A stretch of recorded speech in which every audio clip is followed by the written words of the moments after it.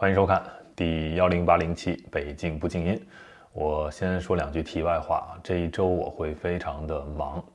因为《徐州之旅》这本书的写作进入了最后的攻坚阶段。我预计呢，明天就可以完成中文版的初稿。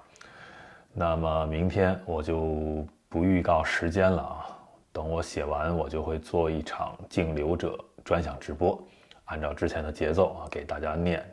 最后这一章。那么接下来呢，这一周我就会对这本书进行一个最终的定稿啊、校对啊，然后是排版啊、设计这个封面啊、安排后续的出版工作等等。可能再有1个月左右吧，我觉得大家就可以真正的看到这本书了。好，到时候我会再跟大家说。今天聊什么呢？我们知道这个有各种的大事发生，是吧？美伊还有以色列这边打得不可开交，但是很多人呢已经开始畅想了，就是继委内瑞拉之前还有个叙利亚委内瑞拉，然后这个伊朗之后，那下一个要被收拾的这种独裁政权会是哪一个呢？有这么几个人选，是吧？有这个古巴有朝鲜，有俄罗斯，有中国最主要的4个目标。我记得原来呢曾经做过节目给大家详细分析过整个国际局势这个秩序的一个变动从古至今。一般来说，中国所在的地方都是这个变动的一个末端它不是独立存在的它是互相深远影响的，但是这个影响是要一点点的改变，最终传到中国那个地方，一般它是最后会被改变的。所以我知道大家很心急，但是我们再等一等。所以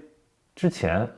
下一个最有可能是谁？当然是古巴，是吧？因为一切条件已经就绪了，继委内瑞拉被干掉之后然后再加上伊朗，那整个古巴的一个能源供给是存在问题的，而且它经济本身就不好，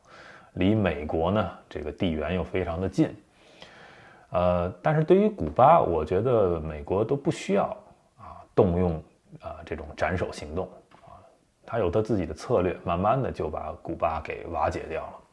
所以古巴不足为虑。真正的可以发动现代这个战争的特色的这个斩首行动会究竟在中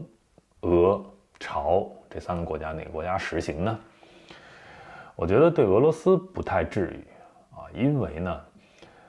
俄罗斯呢它毕竟从这个宗教、从文化、从历史渊源上，它离欧美是非常近的，互相之间达成某种理解或者说未来达成某种和解是有可能的。你可以看到美国现在的策略对于俄罗斯也是就是尽可能的拉拢你离中国远一点你靠我们近一点，有些东西可以谈我们可以慢慢等待你转变。其实俄罗斯不是不可以转变，如果有一天那个普京暴毙了，或者他换人了，那么俄罗斯可能会迎来一个很大的变化，因为它的根基，这个所谓的民主社会的这个搭建的根基是有的，就是自苏联解体之后俄罗斯的这个民主化转型，它是做了一些的只是后来又杀出一个普京，所以不是说俄罗斯就没有基础我觉得俄罗斯可以争取，不一定非要用到斩首行动。那中国我们先不说，因为是最后要等这些东西都解决完。因为美国可以看到特朗普的策略对于中国，就是你肯定是那个最终目标一切行动都是对着你的，肯定要干死你。但是他的策略就是现在俗称的叫剪裙边就是把你的这个边都给你剪了把你的这些盟友这些能源供给等等的都给干掉先。所以委内瑞拉、伊朗然后是古巴，所以下一个会是谁呢？当然巴基斯坦是一个很好的选择但是我觉得朝鲜的可能性也很大。那有人说朝鲜怎么可能呢？对吧？金家王朝，然后现在也有核武器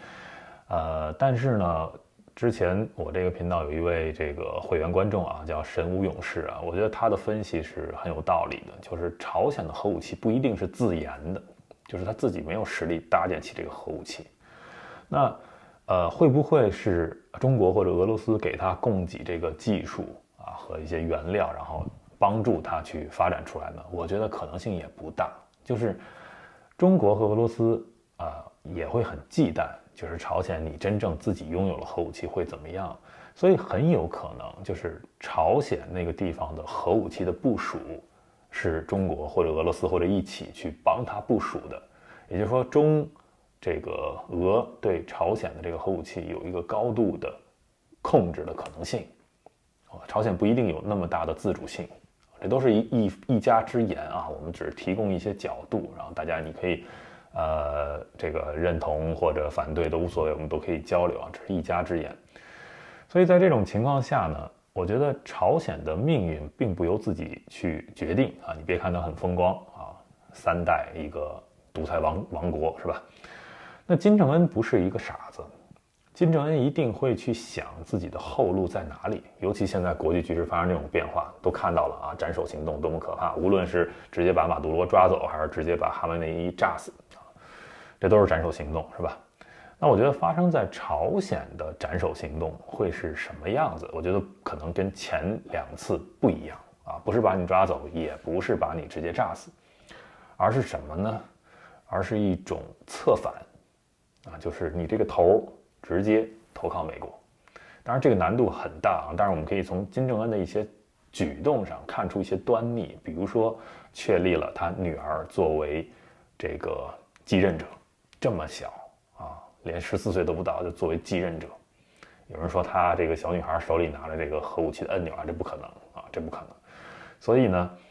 金正恩的这一步啊，我们可以看到，首先作为一个慈爱的父亲是吧？那你对于自己的女儿，他会很疼爱，有一个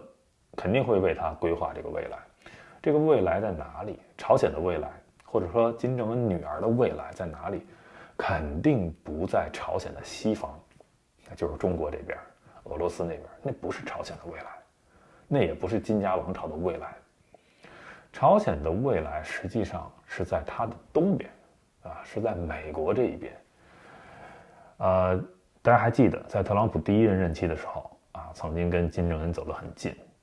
那不排除现在私底下还是有很多秘密联系的。所以我觉得美国对朝鲜的最佳的这个策略啊，所谓斩首行动，也是肯定是要擒贼先擒王。但是对于这个王啊，无论是金正恩还是他的继任者，最好的办法是直接策反啊，然后再加上韩国和日本的一个帮助，直接把朝鲜拉拢过来。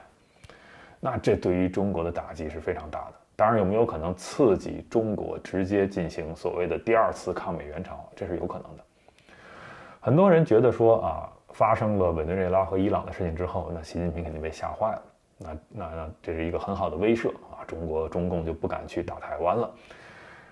有可能有这种可能性啊，但我还是认为不大，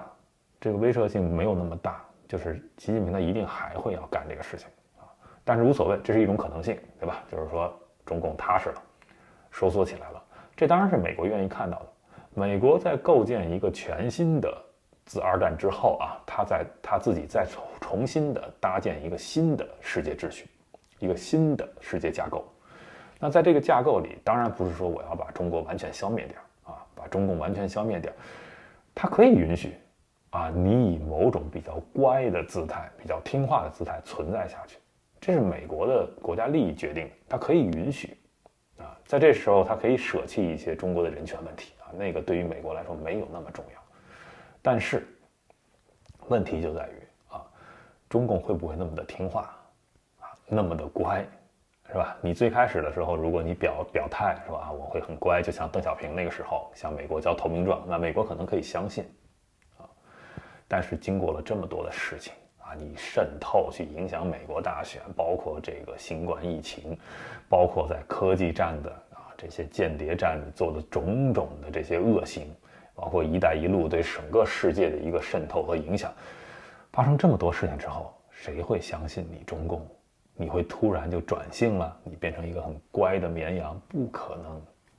所以表面上啊，美国不会说上来就撕破脸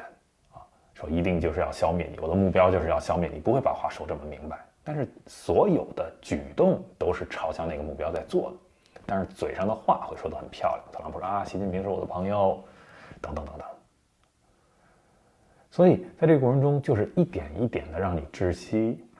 啊，一点一点用这种你只要乖，我就给你一点甜头的方式去软化你，做，直到有一天你自己绷不住，啊，你发现我这样还是会越来越虚弱，啊，最终他还是要消灭我，所以我干脆不如奋起反击，就是在逼你做这一个事情啊。当然了，这个逼是要慢慢的逼，不是说让你现在就要打台湾，但是到一个美国觉得最合适的时候，他就会用一些方式逼你出手，然后他自己站在一个道义的高度去终于的把中共从这个世界上铲除掉。那这个逼迫呢，有可能是说让这个逼迫中共发起这个台海的冲突。当然大家别忘了，朝鲜半岛也是一个选择也是一个选择。当然两边可能一块来看中共的胆量。所以说回来我们当然希望下一个被斩首的目标就是习近平就是中共的这些高层，但是它不会那么快发生，它肯定是最后发生的。所以先古巴瓦解掉都不需要斩首然后朝鲜是一个很有可能的下一个聚焦点这只是我一个人的看法你们也可以把你们的看法留言告诉我